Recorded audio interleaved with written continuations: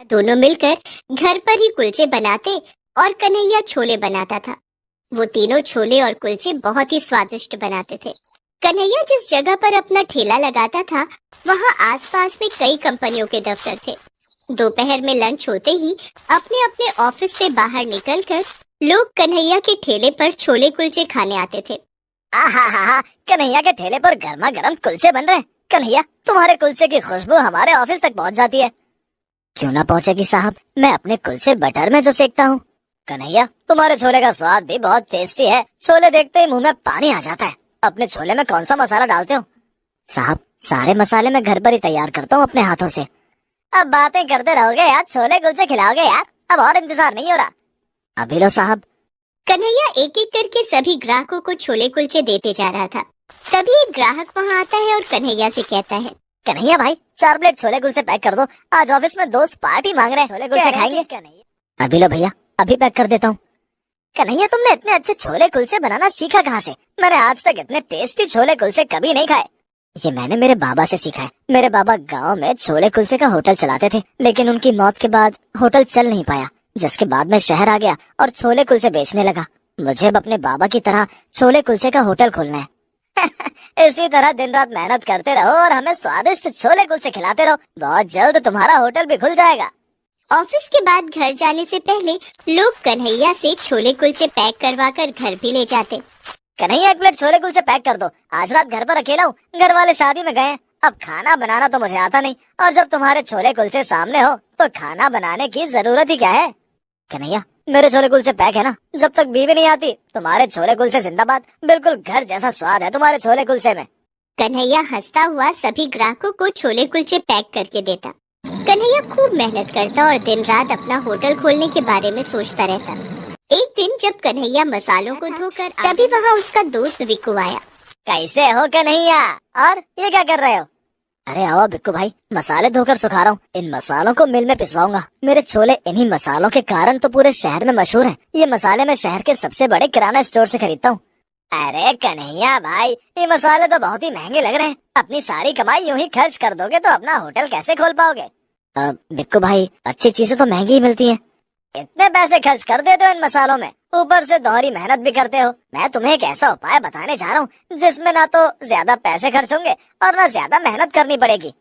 कैसा उपाय? हर रविवार को पोखर के पास वाली जमीन पर बाजार लगता है। वहाँ बहुत सस्ते मसाले मिलते हैं। तुम वहाँ से पिसे हुए मसाले खरीद लो। न धोकर सुखाने का झंझट और न पीसने का। वो मसाले तुम्हें बाजार से आधी कीमत पर मिलेंगे। जब तुम्हारे पैसे बचेंगे तो तुम अपना एक होटल खोल लेना। कब तक ठेले पर छोले। विक्कू की बात सुनकर कन्हैया के मन में लालच आ जाता है।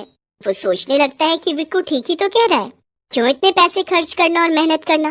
पैसे बचेंगे तो एक होटल खोल लूंगा और एसी की ठंडी ठंडी हवा खाते हुए छोले कुलचे बेच। अगली बार से कन्हैया ऐसा ही करता है।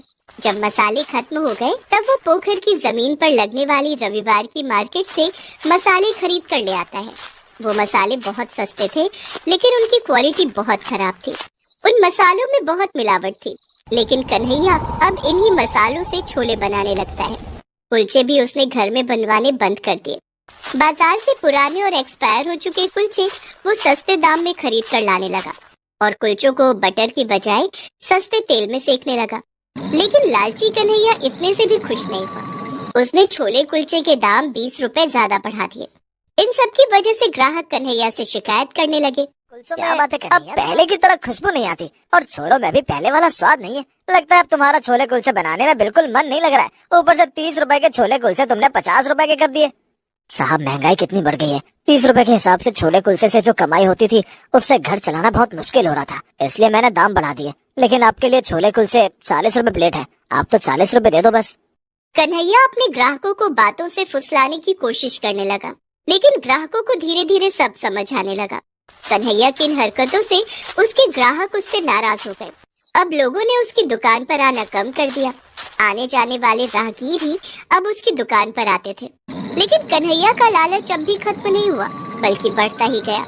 इधर कन्हैया की हरकतें देखकर उसकी माँ तारा और उसकी बीवी बिंदिया ने उसे बहुत समझाने की कोशिश की।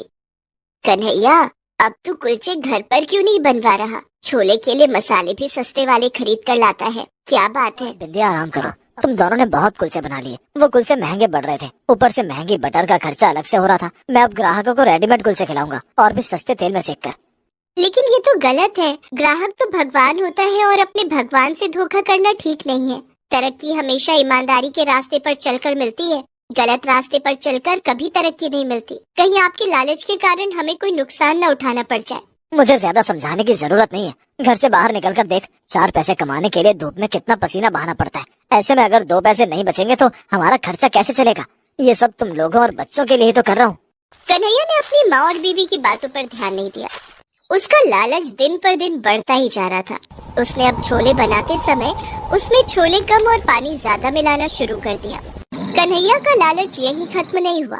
एक दिन, कन्हैया बेटा, ये कुछ कुलचे हैं, इन्हें भी अपने साथ लेता जा। बाहर जानवरों को डाल देना। माँ, तुम ये कुलचे जानवर? कन्हैया, ये कुलचे बहुत पुराने हो चुके हैं, जिस कारण ये खराब हो गए हैं। इसमें से बदबू भी आ रही है। इन्हें ग्राहकों को खिलाना ठीक नहीं होगा।